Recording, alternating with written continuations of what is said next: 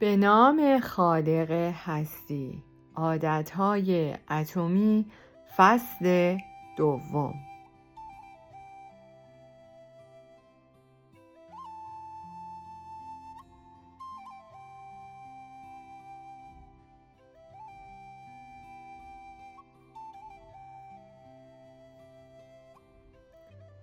عادتها چگونه هویت شما را شکل می دهند و بالعکس؟ چرا تکرار عادتهای بد اینقدر آسان و ایجاد عادتهای خوب تا این حد سخت است؟ کارهایی کمی می توانید بیشتر از بهبود عادتهای روزانه تان تأثیر بیشتری روی زندگی شما داشته باشند. ادامه دادن عادتهای خوب برای بیش از چند روز حتی با وجود تلاش صادقانه و انگیزه های زیاد هم سخت است. عادتهایی مانند ورزش کردن، مراقبه، شوق‌گزاری روزانه و آشپزی کردن برای 1 یا 2 روز جالب هستند و پس از آن به یک گرفتاری تبدیل می شوند. با این حال هنگامی که عادتهای شما پایه‌گذاری شدند، مخصوصاً عادتهای ناخواسته، به نظر می رسد که برای همیشه با شما می مانند. علی‌رغم میل باطنیمان، عادتهای ناسالمی مانند خوردن غذای چرب، بیش از حد تماشا کردن تلویزیون، به تعویق انداختن کارها و سیگار کشیدن را به سختی می توان ترک کرد. تغییر عادتهای ما به 2 دلیل چالش برانگیز است. ما سعی می کنیم چیزی اشتباه را تغییر دهیم. 2. ما سعی می کنیم عادتهایمان را به نحوی اشتباه تغییر دهیم. در این فصل من به دلیل اول و در فصل بعدی به مورد دوم می پردازم. اولین اشتباه ما این است که سعی می کنیم چیزی اشتباه را عوض کنیم. برای اینکه بهتر متوجه منظورم شوید، در نظر بگیرید که 3 سطح وجود دارد که در آنها تغییر ممکن است رخ دهد. شما می توانید آنها را مانند لایه‌های پیاز تصور کنید. 3 لایه تغییر رفتار: درونی ترین لایه هویت، لایه بعدی فرایندها و لایه آخر نتایج. لایه اول تغییر دادن نتایج شماست. این سطح با تغییر نتایج شما مرتبط است. از دست دادن وزن، انتشار یک کتاب، قهرمانی در مسابقات، بیشتر اهداف تعیین شده شما با این سطح تغییرات مرتبط هستند. لایه دوم تغییر فرایند شماست. این سطح مربوط به تغییر عادتها و سیستم‌های شماست. اجرای یک روال جدید در باشگاه، مرتب کردن میز کارتان برای گردش کار بهتر، پیشرفت در یک تمرین مراقبه، اکثر عادت‌هایی که ایجاد می‌کنید با این سطح ارتباط دارند.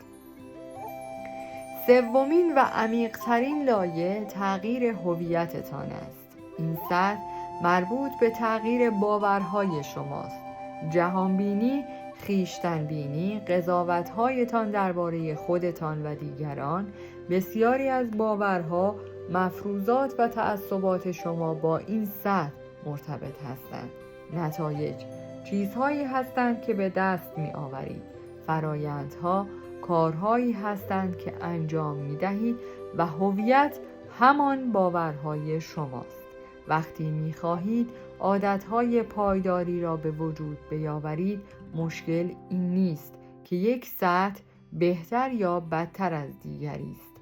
بسیاری از مردم با تمرکز بر آنچه که می خواهند به آن برسند، فرایند تغییر عادت خود را شروع کنند. این ما را به سوی عادتهای مبتنی بر نتیجه هدایت می کند. روش دیگر ایجاد عادتهای مبتنی بر هویت است. با این رویکرد ما با تمرکز بر اینکه می خواهیم چه کسی باشیم شروع می کنیم. عادتهای مبتنی بر نتیجه. عادتهای مبتنی بر هویت. در این قسمت یک عکس وجود داره که من این عکس رو لینکش رو در قسمت کامنت ها براتون قرار میدم.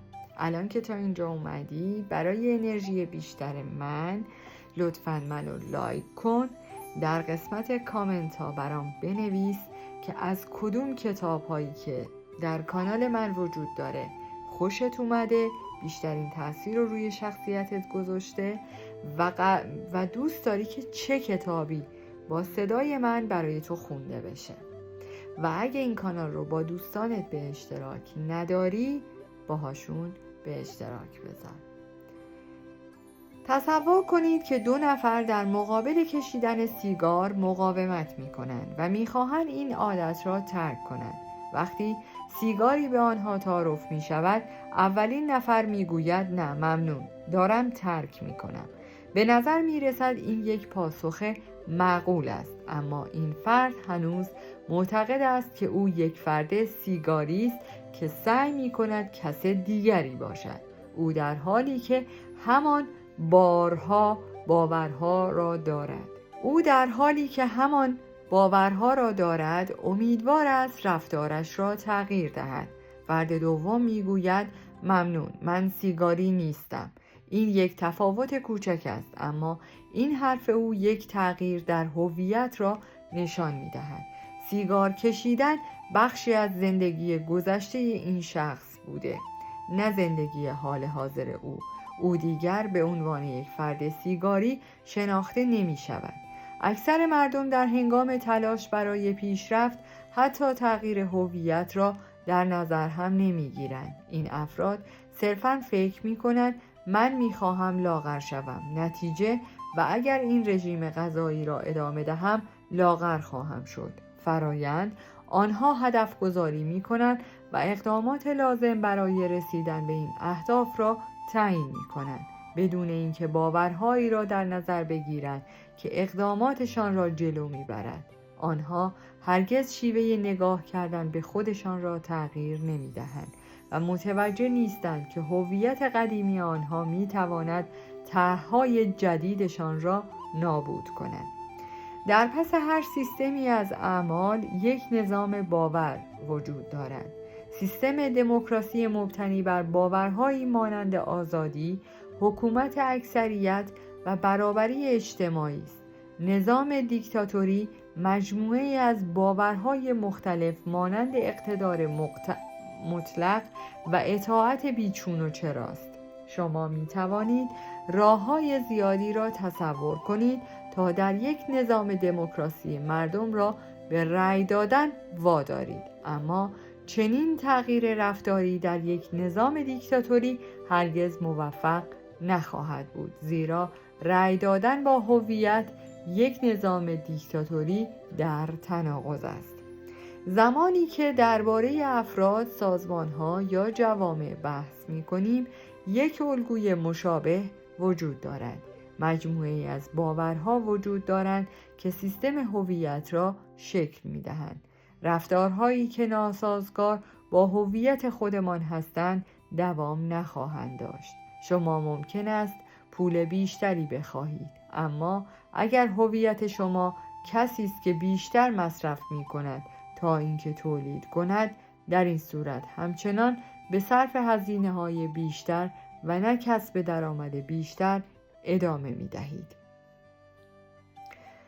شما ممکن است به دنبال سلامتی بهتری باشید، اما اگر همچنان راحتی را به موفقیت ترجیح دهید، به جای ورزش کردن استراحت می کنید.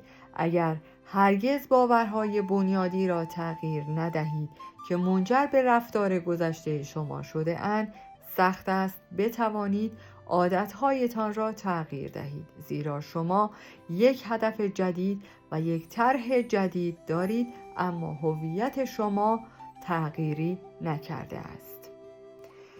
داستان برایان کلارک، کارآفرین اهل بولدر، کرال 2 مثال خوبی است.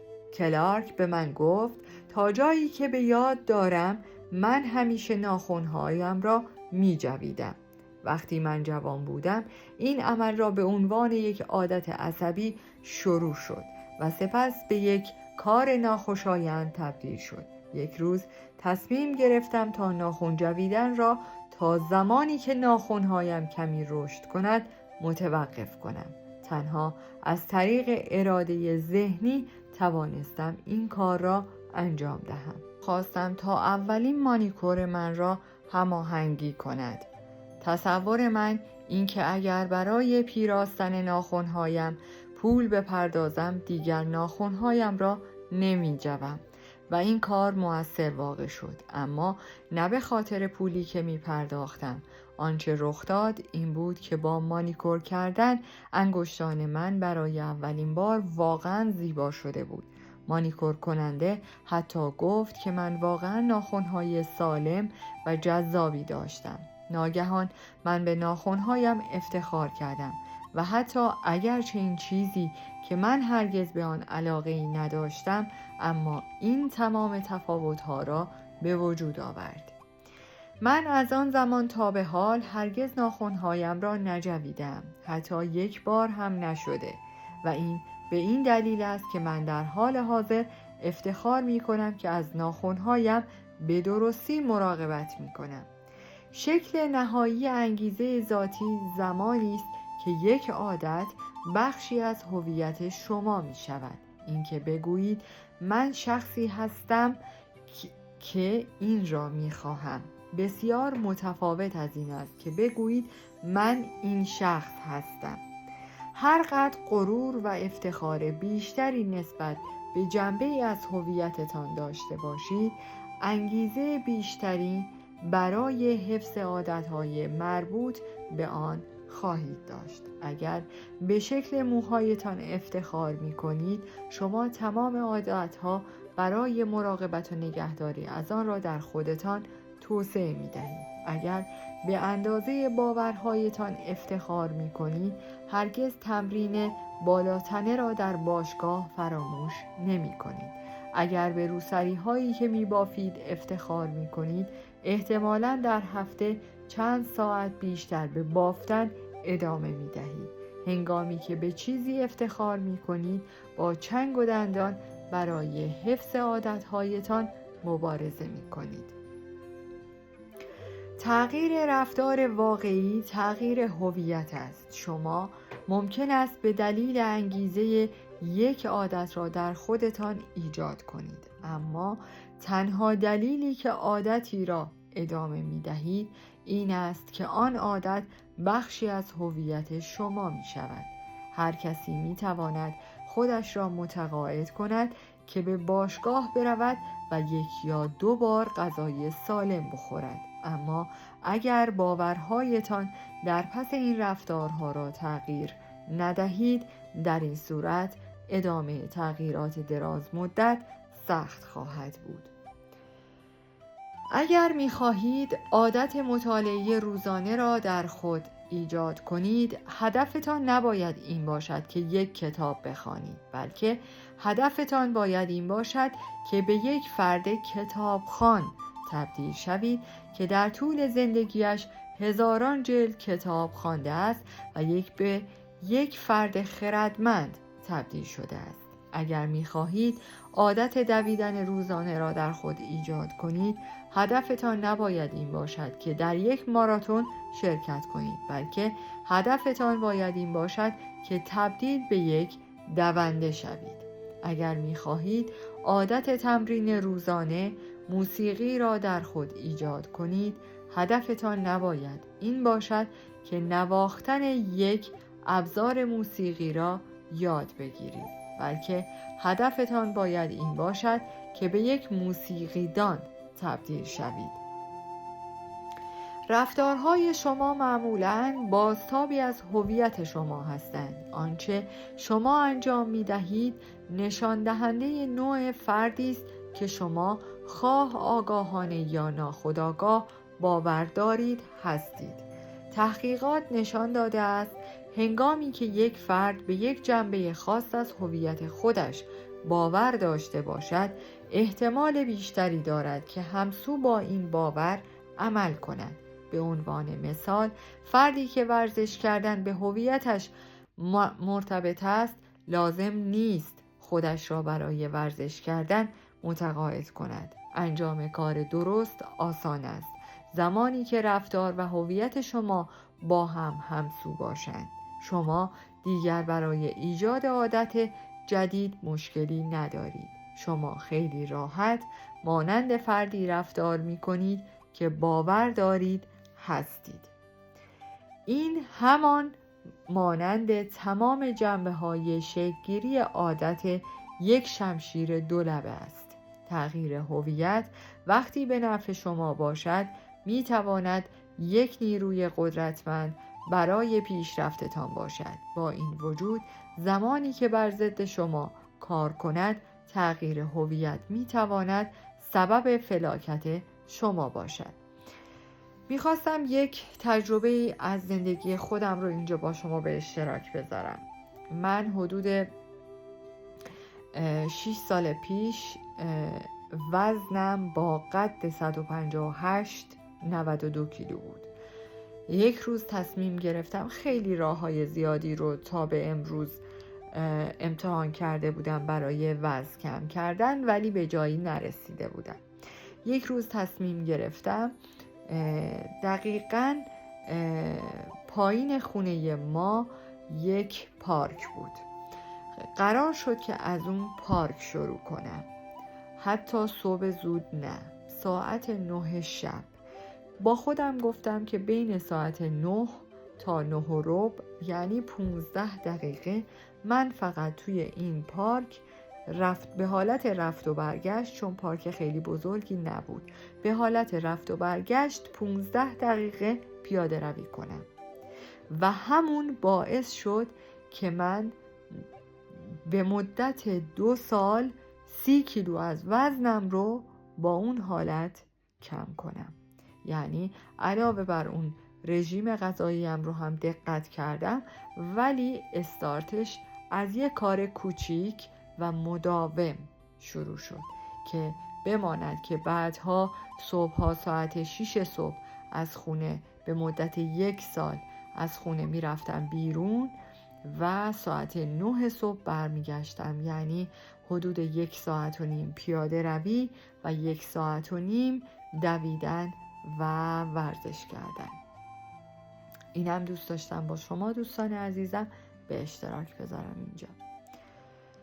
هنگامی که هویتی را پذیرفته اید، کورکورانه از هنجارهای مرتبط با هویت خودتان پیروی می کنید.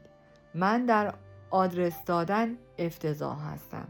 من فرد سحرخیزی نیستم. من در به یاد آوردن اسم افراد بد هستم. من همیشه تأخیر دارم. من نمیتوانم به خوبی از تکنولوژی استفاده کنم. من در ریاضی بسیار بد هستم و هزاران مورد دیگر.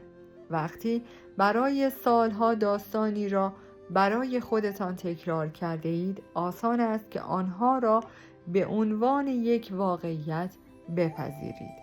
در نهایت شما شروع به مقاومت در برابر کارهای خاصی می کنید، زیرا با خودتان می گویید این من نیستم. یک فشار درونی برای حفظ رفتارهای سازگار با باورهایتان وجود دارد. شما برای جلوگیری از تکذیب خودتان هر کاری می کنید. هرچه یک فکر یا یک عمل ارتباط عمیق‌تری با هویت شما داشته باشد، سخت‌تر می توانید آن را تغییر دهید. به راحتی می توانید به باورهای فرهنگتان باور داشته باشید.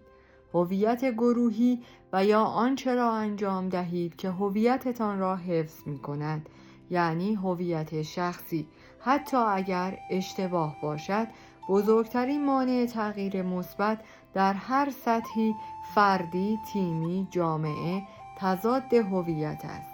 عادتهای خوب می توانند منطقی باشند، اما اگر در تضاد با هویت شما باشند، نمی توانید از آنها بهره ببرید. به طور مثال، اگر سحرخیز نبودن را بخشی از هویت خود بدانید، حتی اگر بدانید سحرخیز شدن زندگی شما را متحول می کند، اما حاضر نیستید سحرخیز شوید، زیرا این عادت با هویتی که برای خود تعریف کرده اید در تضاد است. در طولانی مدت دلیل واقعی این است که شما نمی توانید عادتهای پایداری داشته باشید. این است که خویشتن بینیتان سر راه شما قرار می گیرد. به همین دلیل است که شما نباید بیش از حد به یک نسخه از هویتتان وابسته شوید. رشد و پیشرفت نیازمند کنار گذاشتن باورهای غلط است. تبدیل شدن به بهترین نسخه خودتان مستلزم این است که به طور مداوم باورهایتان را بررسی و ویرایش کنید و هویت خودتان را ارتقا و گسترش دهید. حالا به سوال مهمی میرسیم. اگر باورهای شما چنین نقش مهمی را در مورد رفتار شما ایفا می کند، آنها دقیقاً از کجا می آیند؟ دقیقاً هویت شما چگونه شکل می گیرد و چگونه می توان به تدریج جنبه های منفی هویت خود را حذف کنید که سد راه شما می شوند. فرایند 2 مرحله‌ای برای تغییر هویت شما. الان که تا اینجا اومدی، دوست دارم که برای انرژی بیشتر منو لایک کنی و اگه سابسکرایب نداری لطفاً برای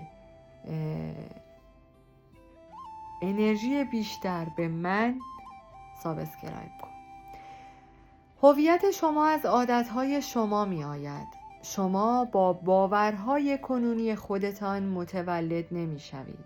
هر باوری از جمله آنهایی که درباره خودتان دارید از طریق تجربه آموخته و شرطی می شوند. به طور دقیق تر عادتهایتان هویت شما را تصویر می کشند.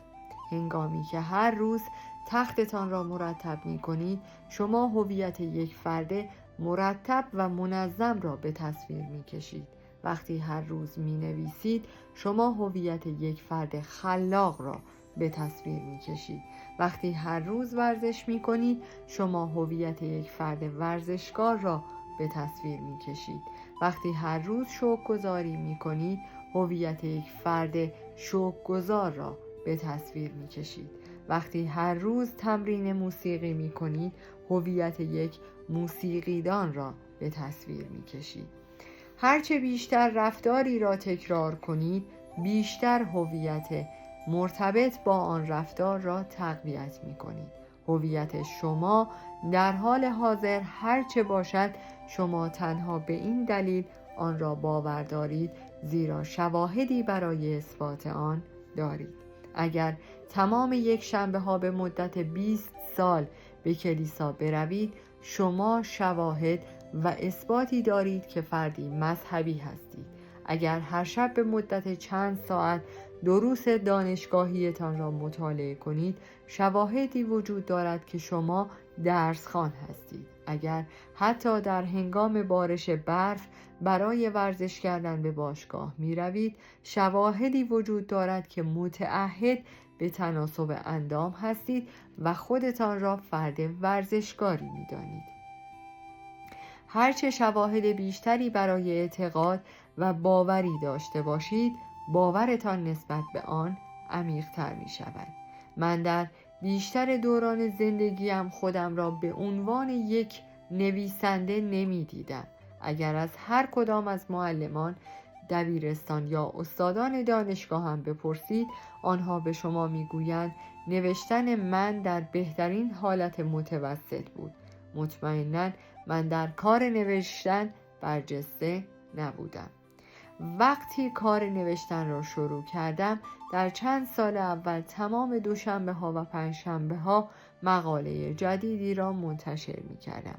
وقتی شواهد بیشتر می شد، هویت من به عنوان یک نویسنده افزایش یافت. من به عنوان یک نویسنده شروع نکردم. من از طریق عادتهایم تبدیل به یک نویسنده شدم. البته عادتهای شما تنها مواردی نیستند که بر هویت شما تأثیر می‌گذارند، اما به این دلیل تکرار آنها معمولاً مهمترین ها هستند. هر تجربه‌ای در زندگی خویشتن بینی شما را تغییر می‌دهد، اما بعید است که تنها با زدن یک ضربه به توپ یا کشیدن یک نقاشی خودتان را فوتبالیست یا هنرمند بدانید. اما وقتی این اقدامات را تکرار می کنید، شواهد بیشتر می شوند و خویشتن بینی شما شروع به تغییر می کند. تأثیر تجاربی که تنها یک بار آنها را انجام داده اید از بین می روند، در حالی که اثر عادتها با گذشت زمان تقویت می شود و این به این معنی است که عادتهای شما بیشترین نقش را در ایجاد هویت شما بازی می کند.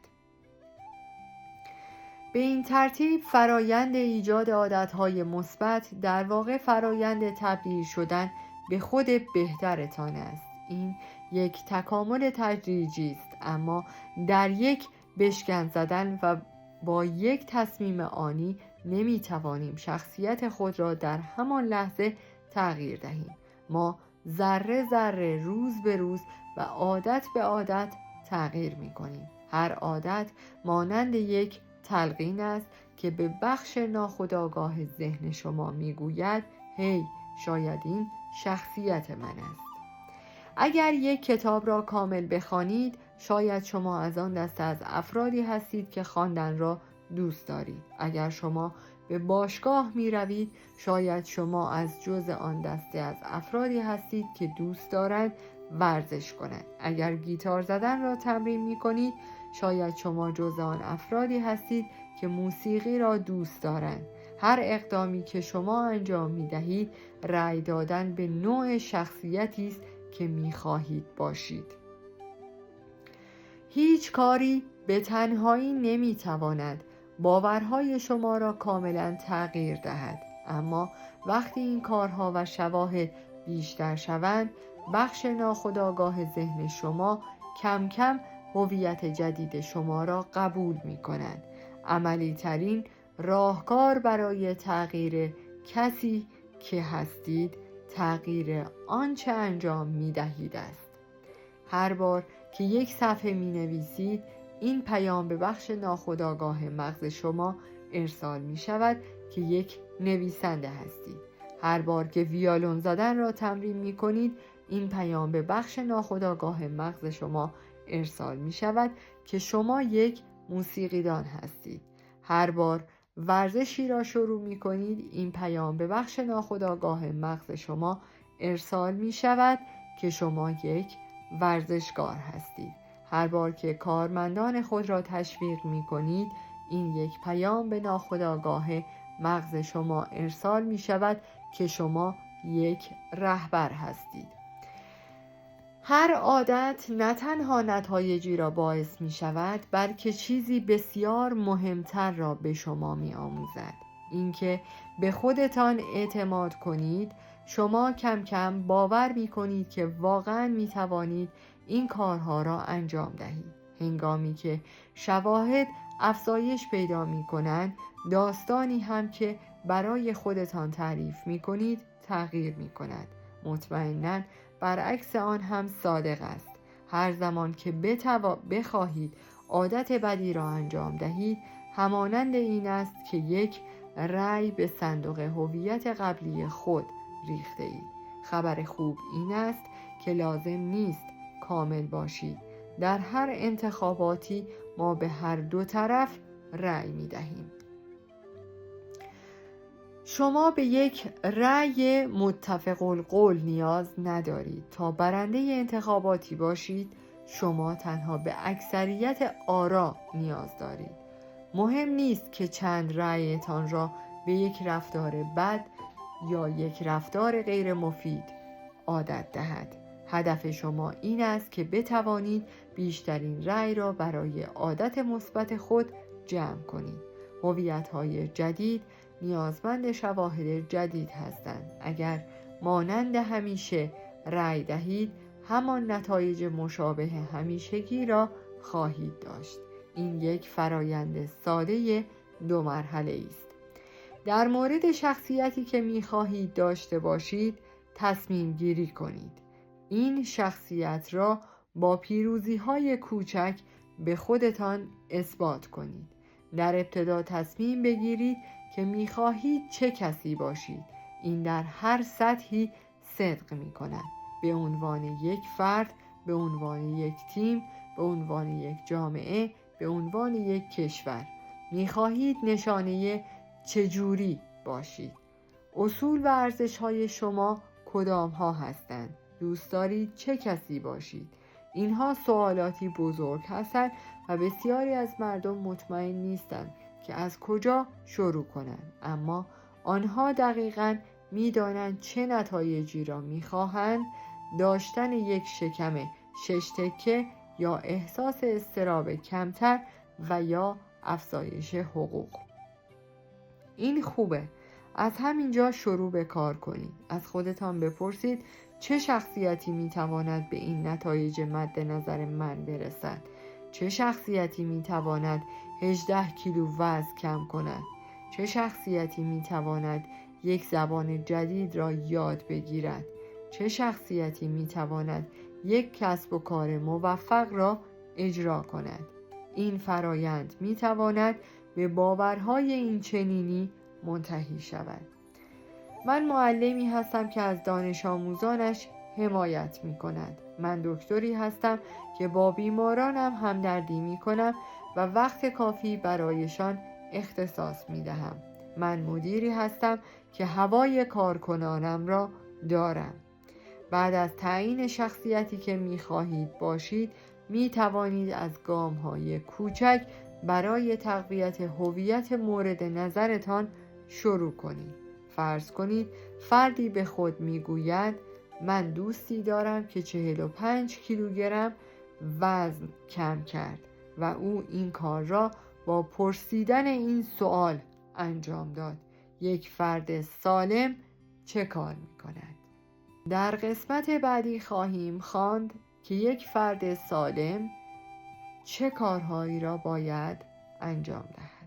در پایان از شما دوستان عزیزم میخواهم برای حمایت بیشتر ما کانال ما را به دوستان خود معرفی کنید.